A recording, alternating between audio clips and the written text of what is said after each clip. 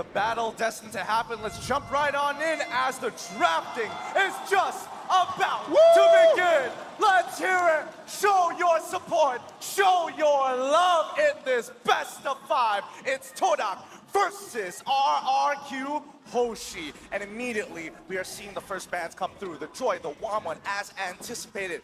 Kaja coming in from RRQ, however. Yeah, when you ban away characters like that with Kaja, it shows they want to play something, maybe Claude, right? Because they want to make sure their marksman, the hyper carry, is protected. Here we go. We got Carry being banned away, already Carry in 1-1, so not too many good goal lanes left. Actually, Beatrix and Claude can be considered. But at the same time, if you pick up those characters, you have to also consider the counter-picking lane. It's very interesting, right? Because RRQ data has shown that RRQ likes that carry, but they realize they are second pick, so they will not gamble that carry and say, we don't have the first pick, let's just ban that carry. But for their last ban, Glue, also a very, very popular hero in M4. I'm so happy. The more games I don't see Glue, the more excited I am for the M series. It's just an absolute monster in its own lane, respectively. But let's not forget that TODAK actually has a drafting strategy here. Every single time they purposely leave Eve up, Valentina gets locked in. I wonder if RRQ are prepared for that. I mean, I actually don't know. We'll have to find out exactly what RRQ has cooked up or prepared for us today. At this point on the draft, we still have Valentina, Farmus, Eve being available to be first picked. Now, if you don't ban any of this character, you can pick up, maybe take away the, if you take away the Valentina and the enemy pick Farmus, you can take Eve to counter. Even Farmus now is not first priority because Eve straight up counters Farmus. That's a really good point here. But overall, Farmus doesn't have the highest win rate here at the M series. We've seen it a couple of times during the group stages, and I don't know, I don't feel like it has as much impact as it did before. But speaking of which, the fact that Carry is gone, the fact that Valentina is gone, it feels like Eve, first pick, as expected, already on the board for TODAK. Absolutely, E being taken away here.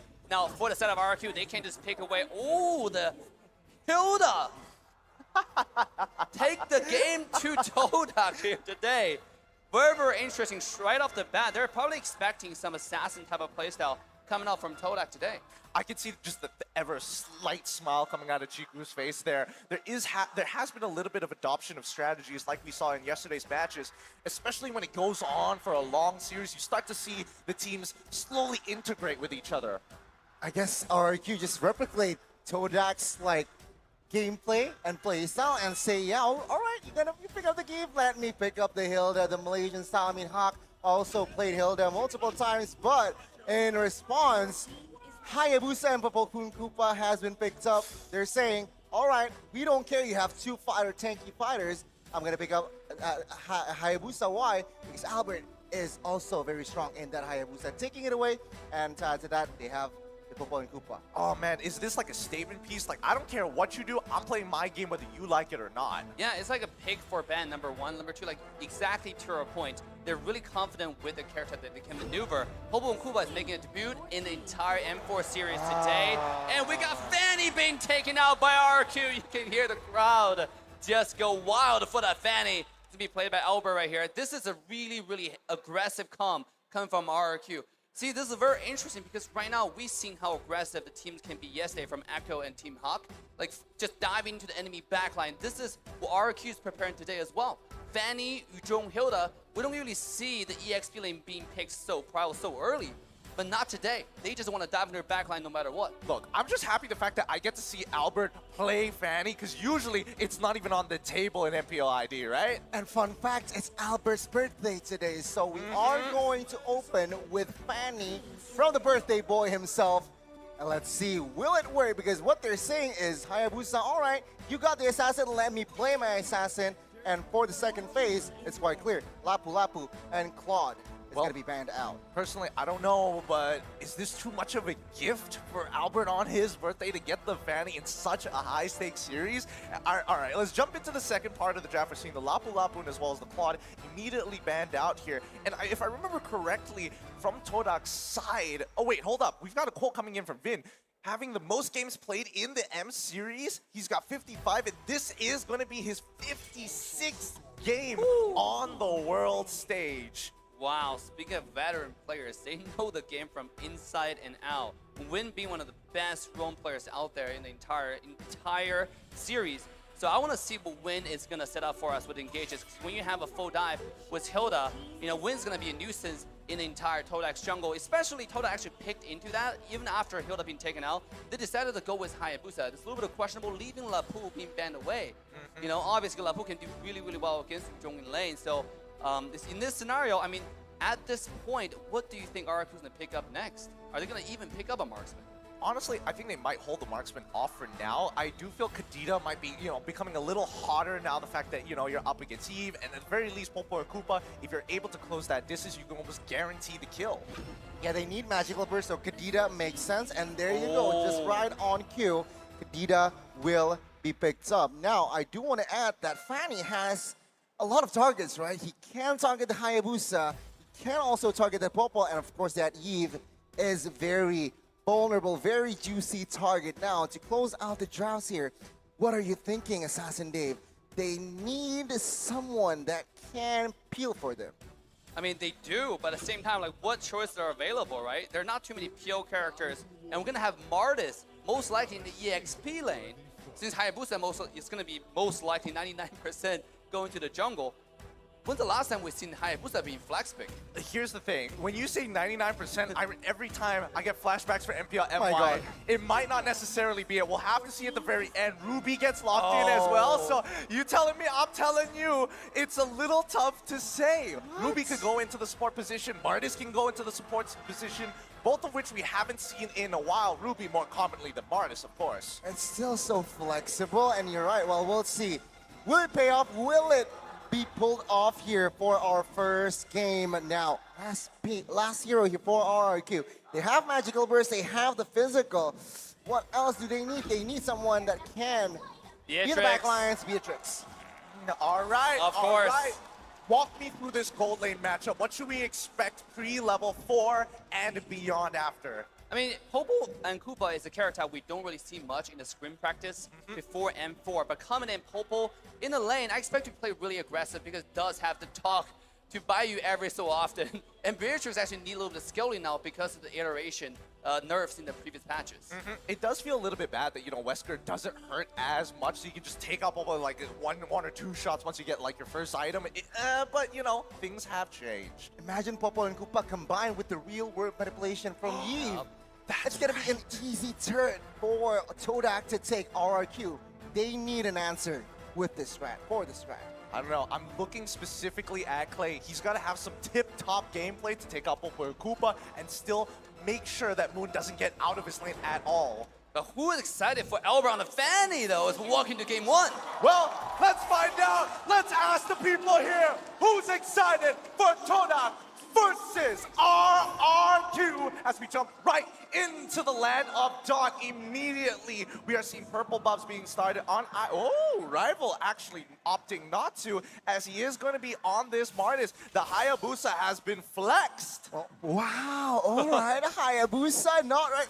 What the heck is going on? Chiku guys on the Hayabusa in the gold lane with that high and dry and executes. What do you think about this, Ask Dave? TODAK always surprises us with their playstyle, with their switches, swaps. You can see Popo going to the goal lane, just bullying the Suzhong right now because of the range with the help of Yumski. And on the other side, Hayabusa was execute. Once you get level 4, if you do one combo, the execute is going to help you secure the kill. Oh, look, a little bit of jungle invade coming out from Win. Yeah, I mean, Bin is going right in deep. He needs to go through, but here comes Albert already with the steel cables looking for that first blood. He's able to flicker out of there. Bin walks out just in time. Clay manages to get just enough life, and Albert succeeds. Oh no, Rival succeeds in getting that Litho Wanderer. First blood rates as shown on screen, 87% and the majority leaning towards TODAK. It shows, right, that RRQ, we know RRQ as a very aggressive team, but TODAK in M4, it's actually them who has a 87% first blood rate, so that speaks volume. While TODAK responding, yeah, you want to play early game, let me play early game. Let's see though. Albert here is struggling, almost 2 minutes in, has not reached level 4. What's stressing me out right now is the fact that if we're looking at both sides of the map, for TODAK, it is a slight disadvantage because Turtle is going to be spawning on that bottom side and Purple Buff is on the opposite side of the map. Yeah, but at the same time, look at TODAK. They're all in position and have more level 4 approaching this first turtle. Look at Rival is already getting on it. Bottom side though. Yep, they find the initial catch and immediately Black Dragon Whoa! secures the kill onto Momo. That's first blood. As Moon now in trouble, flickering out of the way under the turret as Rival finds the Kingdom Shore Sky R7. Guardian. They're going to be locking him down, finding the trade immediately. A quick execute. Clay still holding on. He still has his ultimate. If they walk up too close, it could be danger for Rival. They're sniffing him out as Albert has his purple buff and starting to walk down towards Turtle's side. Finn continues to harass as much as he can, but here we go. Steel cables already out. The real manipulation comes through. Knocks up two. Already gets it. Here comes Clay. Securing the Turtle and Martis in one fell swoop. Momo is not going to let that slide though as he continues to shoot them down one by one. R7 in the middle of the fight too. Doesn't want to get involved anymore. There's just too many numbers as they back away. RRQ, they lost the neutral objective, but they secured and equalized in total kill points. TODAK, yeah, they were forcing the fights, but fortunately the Clay, with the clutch rough waves, they actually managed to find the equalizer. 2-minute spell check. Item check. Yumski, what a play on a Ruby there. He waited for Albert to come in, and a beautiful execution of skill 2 to stop him mid-flight. When you can see Albert was going for Moon on the Eve there in the back, right? The moment when Eve showed up, you see the Fanny flying in, but not too fast enough. Yumski has stopped the Fanny in the mid-track. Oh no, losing a purple buff as well. Not the end of the world for Martis at the very least, as he's not as dependent on it. But the next play could be happening towards the bottom side of the map again. We see Fanny moving over and Yumski getting into the right position here. Well, it seems like Chiku guys also secured his Thunder Strike. What it does adds movement speed and penetration, so perhaps he might go crazy the next 2 minutes, but take a look at the mid side here. Yeah, they find the initial hit on towards Vin, but he's not the priority target here as the real world manipulation comes on in. Vin jumps in, moves in. My God! Into the rough waves. Another beautifully laid combo. Moon cannot respond.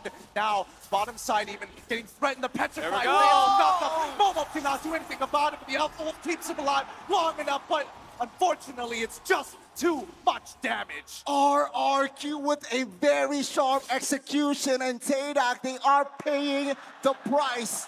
And now let can see the pause commenced. And this is why he picked the Kadita, the Fanny, the Hilda, right? They dive, and the synchronization is beautiful, one after another. And you can see how patient the Kadita was to wait for the Eve to use the roll more manipulation, and that's when you dive in with a full combo. You don't have to use the Petrify. Save the Petrify until for the bottom lane, for the Popo and Koopa, and the double Petrify just to make sure the Popo is dead for sure.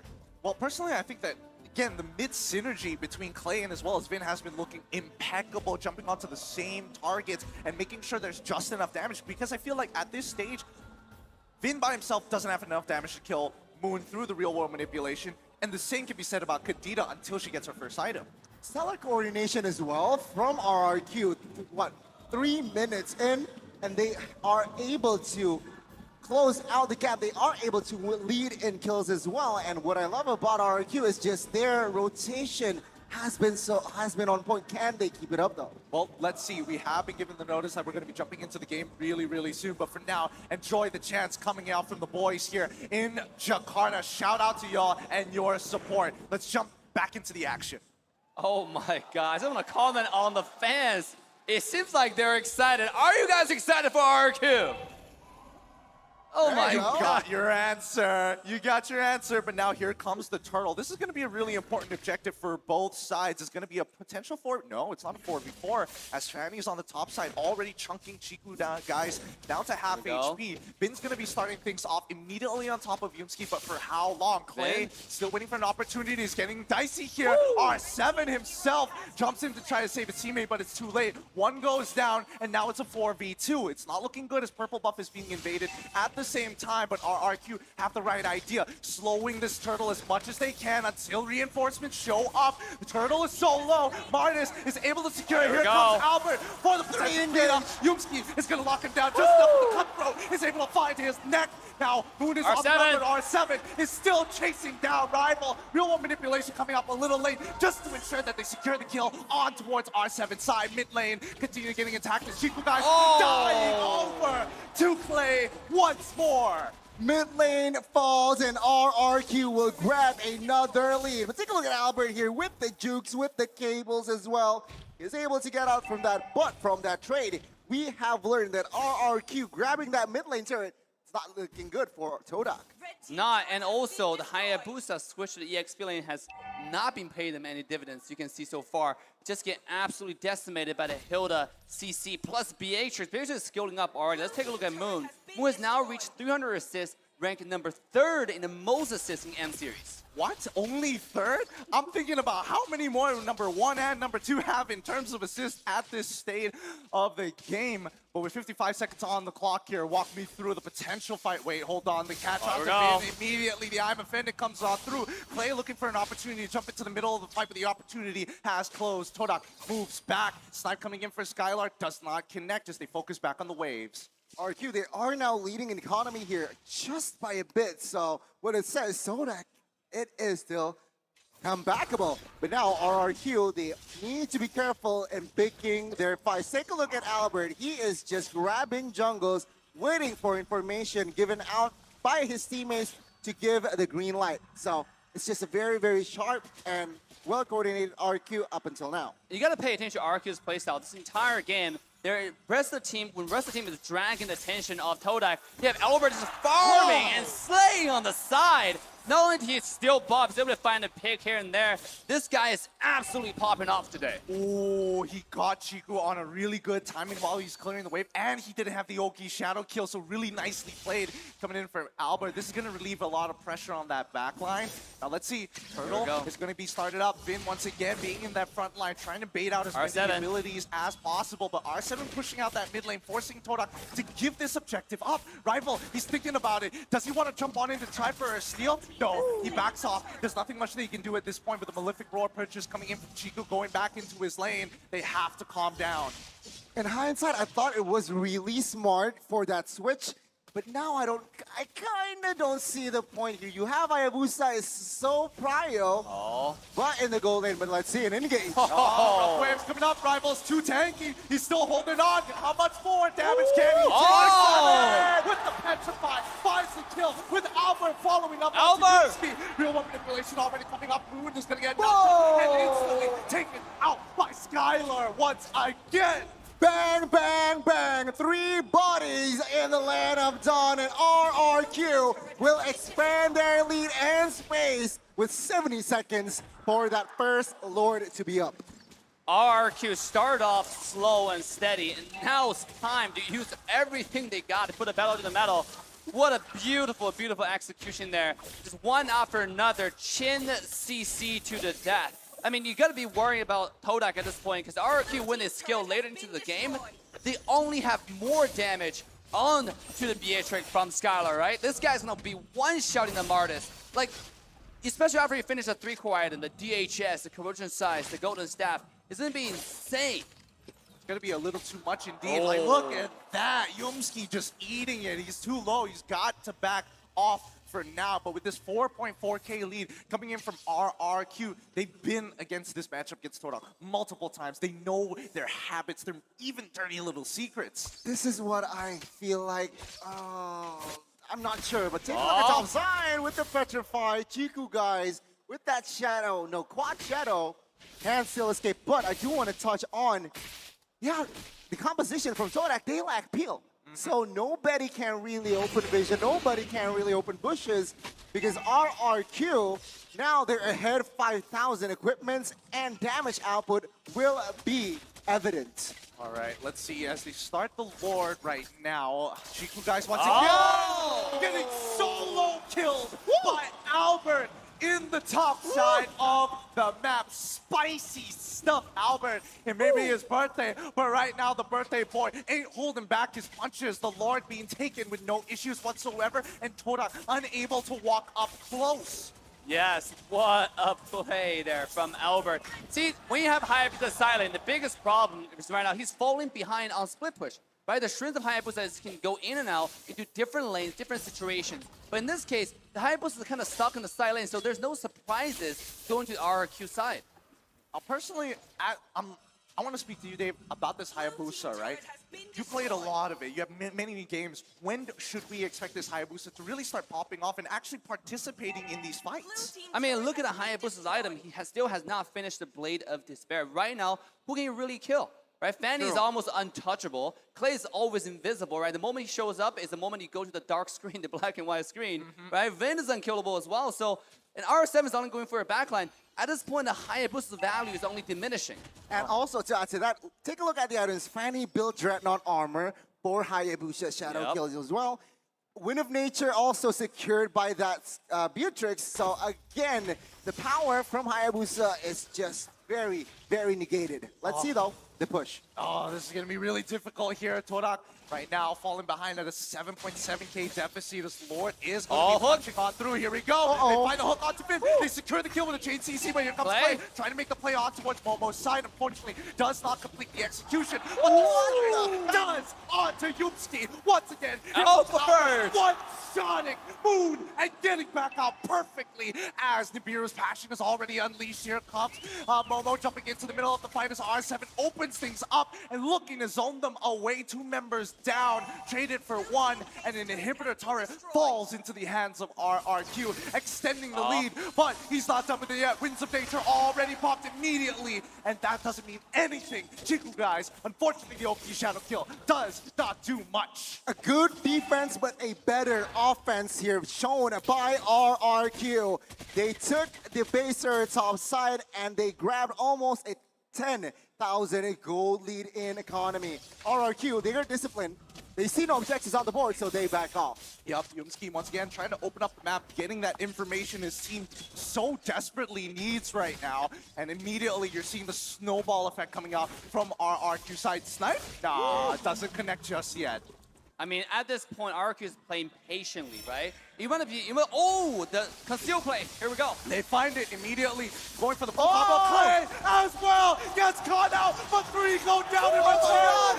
Immediately, Skylar making the difference and a complete wipeout. RRQ initiate and end the fight. They can end Gideon. They can end Assassin Dave. Take a look at the top side.